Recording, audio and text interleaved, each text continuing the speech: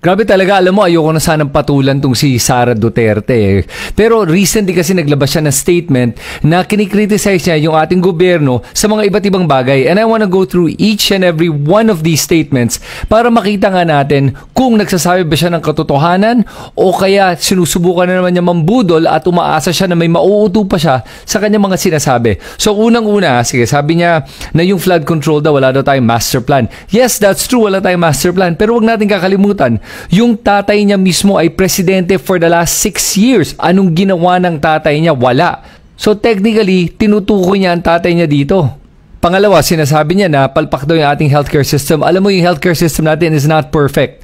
I agree. Pero ito masasabi ko, nung panahon ng tatay niya, wag natin kakalimutan yung Pharmally scandal na yan, ha. Tapos yung pinilit tayong mga Pilipino sumuot ng face shields habang yung kanyang mga korap na kaibigan ay nakinabang at kumita ng malaki sa utang na kinuha ni Duterte para panlaban doon ng pandemya habang tayong lahat ay nakakulong sa bahay. Nakasuot ng mga face shields na walang kwenta naman. Yan ba ang maayos na healthcare system? Tapos sinabi naman niya na hindi daw marunong ating mga pulis at hindi daw talaga masasolve yung problem ng pagkakulang ng pulis sa ating mga lungsod. Pero ito yung problema sa statement niya at gaano ka-contradictory yan. Habang sinasabi niya yun, huwag mong kakalimutan na siya mismo ay may 400 na security personnel na nakabantay para sa kanya lang. Habang tayong mga Pilipino, isang pulis lang per 500 residents. Tapos siya nag-iisa, tapos 400 na nakabantay sa kanya. Medyo ipokrita ang dating sa akin nun eh. Nasasabihin niya na importante ang seguridad ng ating mga mamamayan at ng ating bansa, pero siya mismo ang takaw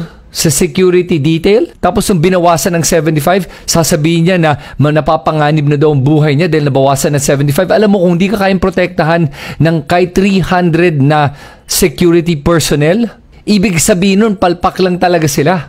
Dahil grabe yung meron mo, isang private army. Habang ang mga ordinaryong Pilipino ay wala man lang nakabantay sa kanila at sa kanilang seguridad. O susunod, sabi niya, hindi daw tayo dapat pumapayag ng mga dayuhan ay sumasakop sa ating bansa. Sandali lang po, nung panahon ng tatay niya, wag nating kakalimutan at hanggang ngayon nakikita natin to. Pumasok ang mga dayuhan, mga foreigners, mga mainland Chinese sa ating bansa. Pumasok ang mga pogos, inabuso ang ating mga mamamayan. Tapos pinayagan ni Duterte na ang mainland China ay magkaroon ng mga military bases sa loob ng ating economic zone. At hindi lang yun, wag natin kakalimutan na nakapagland ang isang military plane sa Davao at pati isang Chinese military ship ay nakapag-dock sa Davao. Tapos sasabihin niya na hindi pwede magkaroon ng mga dayuhan na magkaroon ng impluensya sa ating bansa. Iyon nga ang ginawa ng tatay niya eh. Buti nga ngayon, dinedepensahan na yung ating West Philippine Sea. Ay, anong ginawa nung tatay niya, ha? Kinonbinse tayong lahat na maging duwag. Na hindi dating kayang labanan ng China kaya manahimik na lang tayo, shut up na lang daw. Yun ang gusto nila palagi eh. Manahimik na lang tayo pero hindi na pwede yun eh. Tapos ngayon sinasabi naman niya na may problema sa edukasyon. Huwag natin kalimutan siya yung dating education secretary at anong ginawa niya doon? Wala. Imbis na tutukan ng edukasyon, tinutukan niya ay mag-red tag ng mga guro natin. Tapos sa lahat-lahat ng mga issue na hinaharap ng ating bansa from Pogos, West Philippine Sea, nung nangyaring bagyo na Karina, na marami sa ating mga mamamayan na nangangailangan ng mga relief goods, nasan siya? Nasa ibang bansa para manood ng Taylor Swift concert.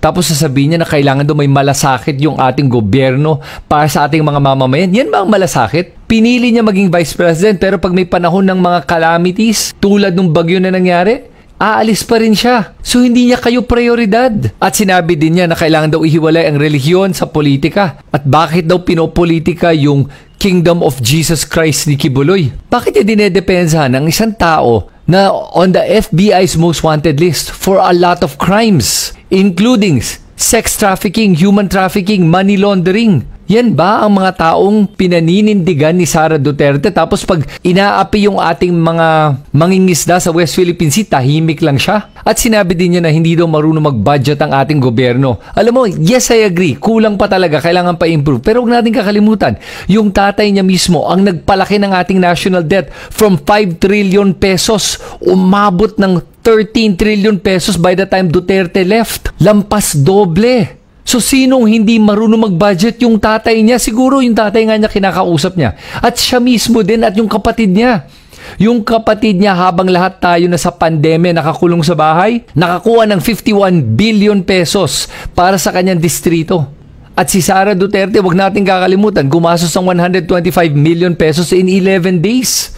Tapos yung vice presidential budget, nung bago siya naging vice president, nasa 700 million lang yan. Ngayon, last year, naging 2.3 billion pesos, over 3 times the original budget of the vice president. Tapos ngayon, humingi siya ng 2 billion pesos. Yan ba ang isang tao na marunong mag-budget? Napalaki na lang ng palaki yung gastos, tapos ayaw niyang sabihin kung saan niya ginagastos ha. Gusto niya confidential funds palagi.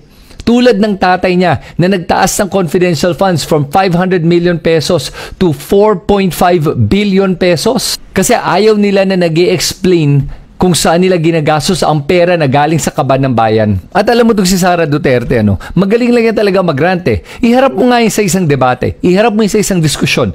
Iharap mo yan sa isang hearing. Tahimik lagi yan. Hindi makasalita ng maayos kasi hindi siya talaga marunong. Panay nonsense sinasabi niya at aminin na natin, nonsense talaga lahat ng sinasabi niya. At sa susunod na magbabanggit siya ng mga ayaw niya sa ating gobyerno, puntahan niya yung tatay niya, sabihin niya sa kanya. Kasi kung tutuusin, tatay niya ang gumawa ng mga lahat ng mga inaangal niya ngayon. Kaya sana po huwag na tayo magpapauto at magpapabudol sa mga tulad ni Sara Duterte at ang mga Duterte at ang mga kasabot nila. Dahil matagal na nilang ginagawa sa ating Pilipinas, tama na, sobra na. At buti naman, lumalaban na ang ating gobyerno sa mga talagang sumasakop sa ating bansa at sa mga traidor ng ating bansa. Yang mga Duterte na yan. Yan ang mga tunay na traidor na hindi naman talaga nagmamahal ng mga Pilipino at ang minamahal lang nila ang sarili nila at ang Tsina.